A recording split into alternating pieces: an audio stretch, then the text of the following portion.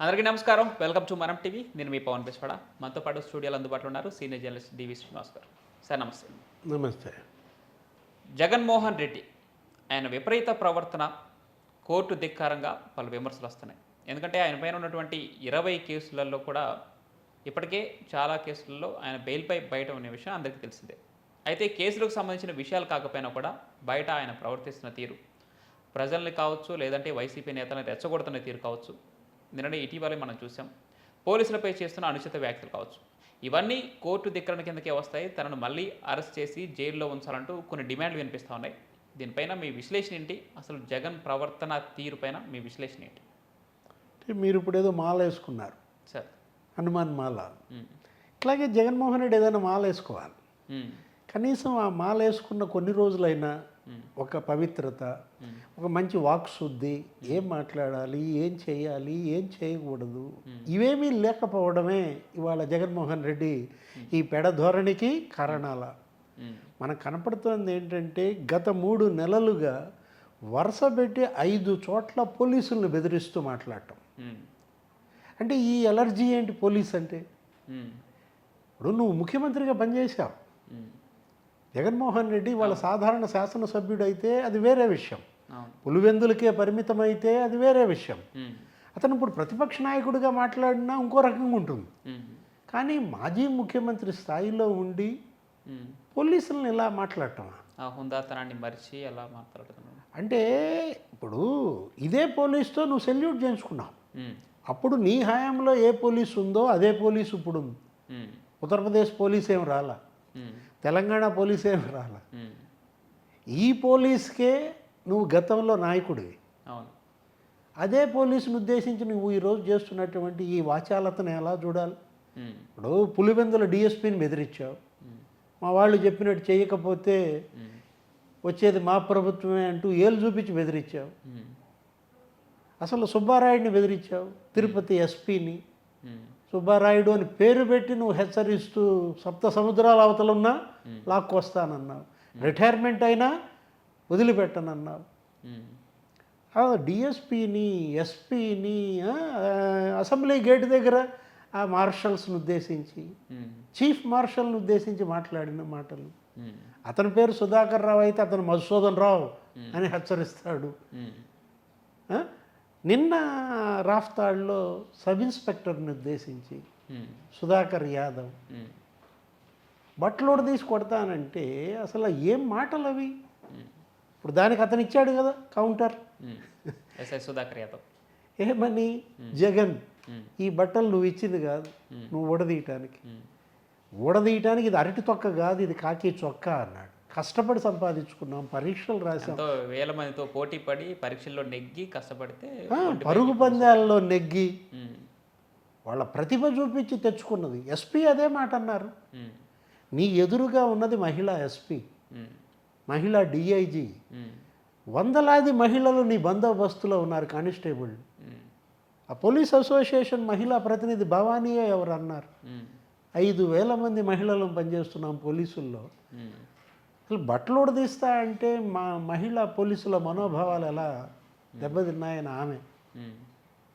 అరే నీకు ఈ పరిస్థితి, సబ్ ఇన్స్పెక్టర్ నిన్ను జగన్ అని ఏళ్ళు చూపిస్తే ఏకవచనంతో, అంటే ఎవరు వాళ్ళు కాదు తప్పు, నువ్వు ఆ పరిస్థితికి దిగజారావు. ఇదేంటంటే ఒకళ్ళు ఏమంటున్నారు కొంతమంది, ఇదంతా అతని వ్యూహం, కావాలనే అతను ఈ విధంగా చేస్తున్నాడు, 3 నెలల్లో 5 సార్లు నువ్వు పోలీసులను ఎందుకు తిడతాడు, ఇదంతా ఒక పన్నాగం, ఒక భారీ ప్రణాళిక ఉంది దీని వెనుక. అంటే అతను అనేక మంది జగన్మోహన్ రెడ్డిని వదిలేసి తెలుగుదేశంలో చేరారు, జనసేనలోకి వెళ్ళిపోతున్నారు, బీజేపీలోకి వెళ్ళిపోతున్నారు, వలసలు. మరోవైపు జైళ్ళు, ఏది కేసులు, అరెస్ట్ అయ్యి జైలుకి వెళ్ళటం, లేకపోతే పరారైపోవటం.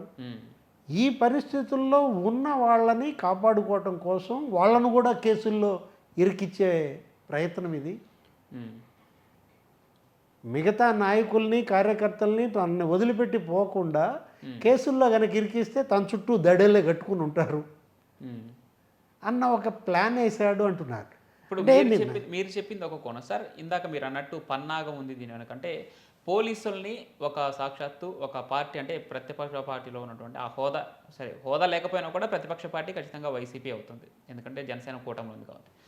ఆ ప్రతిపక్ష పార్టీ అధినేతే పోలీసుల్ని ఈ రకంగా మాట్లాడితే వైసీపీ నేతలు ఇంకా రెచ్చిపోతారు. ఇంకా రెచ్చిపోతే పోలీసులకి వైసీపీ నేతలకు మధ్య గొడవలు జరుగుతాయి. ఇది రాష్ట్రంలో అల్లకల్లోలానికి లా అండ్ ఆర్డర్ సమస్య తీసుకొచ్చే ప్రయత్నం చేస్తూ ఉన్నారు. ఇదొక పన్నాగం అంటూ ఉన్నారు కొంతమంది విశ్లేషకులు. అంటే ఖచ్చితంగా ఈ రకం కూడా ఉండే అవకాశం ఇదేంటి, రాష్ట్రాన్ని ఇవాళ అగ్నిగుండం చేయాలని, ఉమ్, ఇక్కడ శాంతి భద్రతలు లేవని క్రియేట్ చేసి ఇక్కడికి వచ్చే పెట్టుబడులు పరిశ్రమలు రాకుండా అడ్డుకట్ట వేయాలని, ఉమ్, ఈ ప్రభుత్వాన్ని కుదురుకోకుండా డిస్టర్బ్ చేయాలని, ముఖ్యమంత్రిని అభివృద్ధి పైన సంక్షేమం పైన ఆయన హామీలు నెరవేర్చడం పైన దృష్టి పెట్టకుండా ఉమ్, డిస్టర్బ్ చేయాలని. ఉమ్, ఇప్పుడు మనం చూసాం రాజమహేంద్రవరంలో సార్, మత కలహాలు రెచ్చగొట్టే కుట్ర.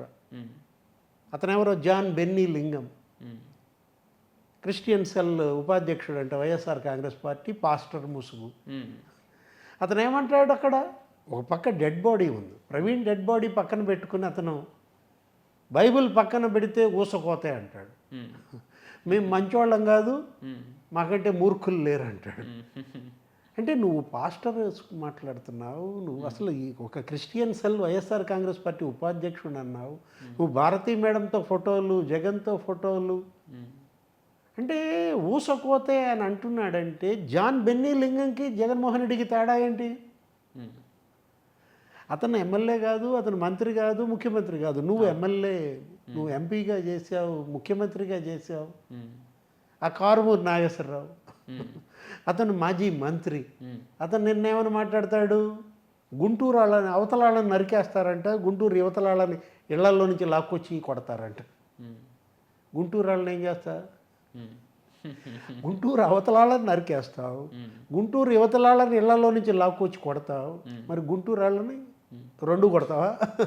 ఏది ఇళ్లలోంచి లాక్కొచ్చి కొట్టి ఇంక అంతటితో వదలకుండా నరుకుతావా? ఉమ్, అతను ఎమ్మెల్యే చేశాడు, ఎమ్మెల్యేగా చేశాడు, మంత్రిగా చేశాడు. నరికి చంపటం అనే మాటలు మాజీ మంత్రి నోట, ఉమ్, ఊచకోత అనే మాటలు ఒక పాస్టర్ నోట, ఉమ్, లేకపోతే బట్టలోడదీస్తా అనే మాటలు మాజీ ముఖ్యమంత్రి నోట. ఇది పార్టీయా? ఉమ్, బట్టలోడదీసే పార్టీ అని పెట్టుకోండి. ఇక వైఎస్ఆర్ కాంగ్రెస్ పార్టీ ఎందుకు దీనికి పేరు ఉమ్, అంటే, నువ్వేమో బట్టలోడదీస్తా అంటావు, వాడు అసలు ఆల్రెడీ బట్టలోడదీస్తాడు, ఉమ్, గోరంట్ల మాధవ్. ఉమ్, వాడి వీడియో నీకు అసలు ఎంపీల వాట్సాప్ గ్రూప్లో హల్చల్, ఉమ్, దేశం మొత్తం గబ్బు పట్టిన పరిస్థితి. ఉమ్, ఇంకొకడెవడో ఉన్నాడు, వాడు పుట్టినరోజని వాడు బట్టలోడ తీస్తాడు, ఉమ్, వాడు ఎమ్మెల్సీ అనంతబాబు. ఉమ్, ఇంకొకడు ఉన్నాడు, వాడు అసలు బట్టలోడ తీసి వాడు అసలు హీరోయిన్కే పంపిస్తాడు వీడియోలు, ఉమ్, కుక్కల విద్యాసాగర్. వాడు వైసీపీ అభ్యర్థి, ఎమ్మెల్యే తరపున కంటెస్ట్ చేసినాడు పెనమలూరు. వీళ్ళ అభ్యర్థులు, వీళ్ళ మంత్రులు, ఎంపీలు, ఎమ్మెల్సీలు, ఇది ఒక పార్టీయా? అందుకే అంది బట్టలు తీసే పార్టీ అని పెట్టుకోండి. ఆల్రెడీ నువ్వు బట్టలు తీసావు, ఉమ్, ఇంకెవరు తీస్తావు? ఎస్ఆర్ ఆంజనేయులు బట్టలు తీసావు, ఉందా ఇవాళ యూనిఫామ్ ఆయనకి? సునీల్ కుమార్ బట్టలోడు తీసావు, సంజయ్ బట్టలోడు తీసావు, కాంతిరాణా టాటా, విశాల్ గున్ని, వీళ్ళందరికీ నువ్వు యూనిఫామ్ దూరం చేసావే. ఉమ్. నిన్ను నమ్ముకుని బట్టలకు దూరమైన వాళ్ళ సంగతి వాళ్ళ గురించి ఆలోచించు ముందు. రేపు మాపో డాక్టర్ ప్రభావతి కూడా ఆమె పాపం, ఆమె డాక్టర్ ఏంటి, ఆమె ఏంటి ఇవాళ ఏదో నాకు గుర్తు లేదను, నాకు అసలు గాయాల గురించి తెలియదంటే, గైనకాలజిస్ట్ని నాకు గాయాల గురించే తెలియదని పోలీసులు విచారణ. దానికి అన్నాడుగా RRR, అమ్మ నువ్వు MBBS చదివావు, నువ్వు డాక్టర్ చదివే గైనకాలజిస్ట్ అయ్యావు, కానీ దేవుడి దగ్గర నుంచి గైనకాలజిస్ట్ అయ్యి రాలేదు నువ్వు. అంటే ఇవాళ ప్రభావతి, లేకపోతే పోసాని కృష్ణమురళి, సజ్జల రామకృష్ణారెడ్డి, జోగి రమేష్, ఎవరైనా గుర్తులేదు, తెలీదు, మర్చిపోయానంటే వదిలేరు, అన్నీ గుర్తు చేస్తారు. అన్నీ ఏంటి మొత్తం వీళ్ళది. ఇప్పుడు చిన్నప్పుడు మామూలుగా రాసిన వాళ్ళ దగ్గర నుంచి అన్నీ గక్కిస్తారు, నుంచి అన్నీ వస్తాయి అంటారు. ఇవాళ ఎన్నాళ్ళని పారిపోతారు, ఎక్కడికని పారిపోతాడు. 12 రోజులుగా పత్తాలేడు కాకాని గోవర్ధన్ రెడ్డి, అతను అన్నాడు బట్టలు తీస్తా అని. ఎవరిని? సర్వేపల్లి ఇన్స్పెక్టర్ని. ఏమయ్యాడు? 12 రోజులుగా పత్తాలేడు. నిన్న రాఫ్తాడ్లో బట్టలు ఉడదీస్తా అన్నాడు జగన్మోహన్ రెడ్డి, ఎక్కడున్నాడు? ఉమ్. పరారా? బెంగళూరు పరారా అయిపోయాడా? ఉమ్. ఇది ఒక పరారీ పార్టీగా ఉంది. ఉమ్. ఏ ముహూర్తాన్ని పిన్నెల్లి రామకృష్ణారెడ్డి, పిన్నెల్లి వెంకటరామరెడ్డి పరారీ బిగించేశారో ఇక పరారుగా ఉందన్నమాట. ఇప్పుడు ఇవాళ వీళ్ళ కోసం గాలింపు చర్యలు 6 బృందాలు వేటాడుతున్నాయంట ఉమ్. ఎస్పీ ఆధ్వర్యంలో కాకాని గోవర్ధన్ రెడ్డి కోసం. ఓకే. ఎందుకు ఈ కర్మ? ఉమ్. అసలు ఇలా పరారైతే నాయకులు, ఎమ్మెల్యేలు, మంత్రులు పరారైతే ఉమ్. ఇంకా క్యాడర్ ఉమ్. అసలు ఎవరు ఇలా జెండా మోస్తారు? ఉమ్. దేశ చరిత్రలో ఇలాంటి పార్టీని చూడలేదు. ఇప్పుడు తెలుగుదేశం పార్టీ ఉంది, పరారయ్యారా? నువ్వు కేసులు పెట్టించావు, నువ్వు ముఖ్యమంత్రిగా అచ్చెన్నాయుడు మీద కేసు పెట్టించావు, ఉమ్. పరారయ్యాడా? ఉమ్.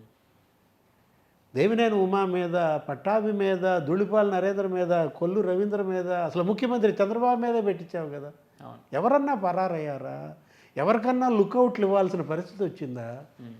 ఎదుర్కొన్నారు, ఓకే. ఫైట్ చేశారు, ధైర్యంగా నిలబడ్డారు, వాళ్ళ పార్టీని నిలబెట్టారు. రైట్. అది పోరాట స్ఫూర్తి. ఇది పరారీ స్ఫూర్తి. Right sir. థ్యాంక్స్.